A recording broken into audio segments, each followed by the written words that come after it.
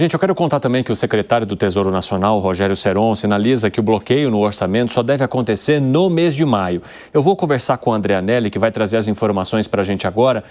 E por qual motivo esse contingenciamento, Anelli, ele deve acontecer em maio? Conta aí para a gente. Bem-vindo. Obrigado, Evandro. Muito boa tarde a você e a todos aqui no 3 em 1 da Jovem Pan. O secretário do Tesouro Nacional, Rogério Seron, acabou afirmando realmente que em meados de maio o governo federal, por meio do Ministério da Fazenda, vai realmente saber a necessidade ou não de um bloqueio nas contas públicas, com a grande probabilidade de sim, de precisar fazer um bloqueio nas contas públicas, como acontece inclusive todos os anos, e mais do que isso, também no mês de maio o governo federal vai saber realmente a dimensão, ou seja, o tamanho desse bloqueio nas contas públicas. A gente relembra que o governo federal não vem executando todo o orçamento de 2025 porque ainda acabou não sancionando a lei orçamentária anual, que a gente relembra foi aprovada às pressas aqui no Congresso Nacional na semana passada, depois de mais de 3 meses de atraso. Então, o governo federal, como ainda não sancionou a lei orçamentária anual, vem executando apenas uma parte, um percentual desse orçamento para 2025, conforme estabelece a outra lei, uma lei também já aprovada e já sancionada, que é a Lei de Diretrizes Orçamentárias, a LDO, que prevê justamente, então, a execução de 1/12 do orçamento para que a máquina pública acabe não parando, para que salários de servidores e também despesas que são obrigatórias continuem sendo pagas e assim a máquina pública continue funcionando. Então, a expectativa realmente é de que o tamanho do bloqueio, a dimensão do bloqueio no orçamento aconteça só em meados de maio. Evandro. Obrigado pelas informações, viu, André Anelli? Um bom trabalho para você. Fábio Piperno, como é que você avalia, a possibilidade de bloqueio do orçamento? Já era mais do que esperada? Eu acho que sim, é algo que... Essa é uma ferramenta que o governo tem para exatamente ir dosando o seu nível de gastos. Se os resultados fiscais estiverem muito ruins no primeiro quadrimestre, é natural que ele faça isso. Do contrário, ele não fecha a torneira como o mercado imagina. De qualquer forma, é algo que eu tenho certeza vai ser definido bem em cima da hora. Fala, Gani. Olha só, né? Tem uma diferença entre o contingenciamento e o bloqueio. O contingenciamento tem muito mais a ver com uma arrecadação menor do que a esperada. Isso geralmente não ocorre. O governo tem batido recordes em arrecadação. É claro, né, essa fúria tributária tem garantido aí maiores recursos para o governo. Agora, o bloqueio tem muito a ver com não bater as metas de despesas, e aí o governo deixa a desejar. Mas em termos práticos é a mesma coisa, você congela momentaneamente os recursos. É claro que ali no mês de maio você já terá uma clareza maior do orçamento, porque acreditamos que o orçamento será sancionado. Agora, eu vejo, Evandro, que não será...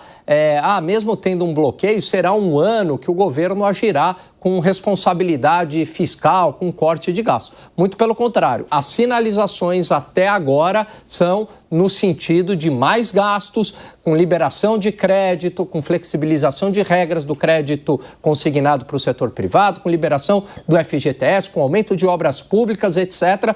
Tudo para evitar uma freagem maior da economia. Segré. É um ano desafiador para o governo, sobretudo porque já começou uma maquiagem fenomenal das contas públicas.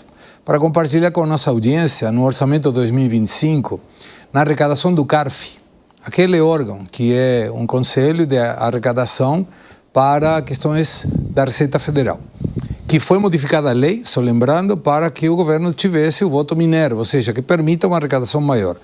Tem no orçamento 2025 a previsão de ingressos de 32 bilhões de reais.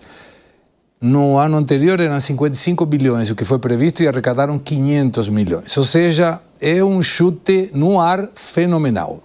No pé de meia, que é um dos programas que o governo tanto defende, a previsão de gastos é 12 bilhões. Mas no orçamento, curiosamente, aparece apenas 1 bilhão. Quando a gente faz o cálculo, não tem recurso melhor para aumentar a arrecadação que a própria inflação, porque todo mês vai aumentando a quantidade de preços, logo aumenta a arrecadação. Porém, o próprio Banco Central, que entre outras questões já aceitou, através do Banco Central mesmo, no ata, que ele vai continuar aumentando, não tanto quanto parece, mas que a responsabilidade não é de Campos Neto, é agora da nova administração, e que a previsão para o crescimento econômico deve diminuir. E que a inflação só vai começar a entrar no eixo daqui a 18 meses. 18 meses. Ou seja, será um ano muito desafiador. E concluo com outra coisa. Lembra dos precatórios? Bom, os precatórios vai dar mais ou menos em torno de 37 bilhões no ano 2025. Sabe quanto vai incorporar isso dentro do cálculo para o arcabouço fiscal? 0. Não vai ser calculado, ou seja, vai ser dívida para pagar, mas não estará no resultado fiscal. É uma palhaçada. Zé, como que você avalia, hein? Olha, o orçamento ele está ainda capenga, né? Ainda não foi sancionado. O presidente Lula tem que sancionar depois da aprovação no Congresso Nacional. Eu escuto aqui várias reclamações, ouvi reclamações pesadas, inclusive da área militar. Eles estão impedidos de levar projetos adiante exatamente por falta da sanção. Eles não têm certeza de como vai ficar o orçamento de cada um, que nessa sanção é que o presidente pode fazer o bloqueio a pedido do Ministério do Planejamento, o planejamento que faz essas costuras. Eu entendo o seguinte, que isso prejudica o andamento do próprio governo.